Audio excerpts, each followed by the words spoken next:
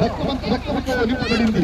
ఆయన శరీరం అంతా చుండబడింది. కళ్ళలో చేతుల్లో మేకులు, కాళ్ళల్లో మేకులు కొట్టబడ్డాయి. కారణం ఏంటంటే మనము చేసిన శరీర క్రియల చేత, మన పాపము చేత ఉన్న కారణం చేత ఆయన మన కొరకై ఆయన తన రక్తమును దారపోశాడు. ప్రియా దేవుని బిడ్డ, ఈ రోజున నువ్వు యేసు ప్రభువును నమ్మితే నువ్వు శరీరంతో చేసిన ప్రతి కార్యము నుండి, ప్రతి పాపం నుండి ఆయన విడిపిస్తాడు.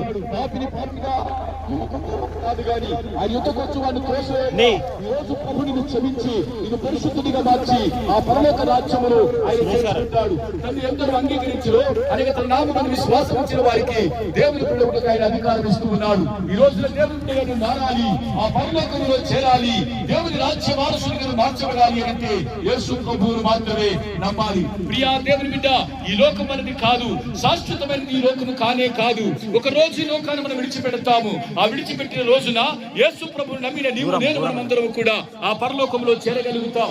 అందుకే ప్రభు పిలుస్తున్నారు, ప్రయాసపడి భారతం వస్తున్న సమస్త జనులారా నా యొద్దకు రండి, నేను మీకు విశ్రాంతిని ఇస్తాను. అయితే యేసు నీకు విశ్రాంతిని ఇస్తాడు. ఈ పాపములకు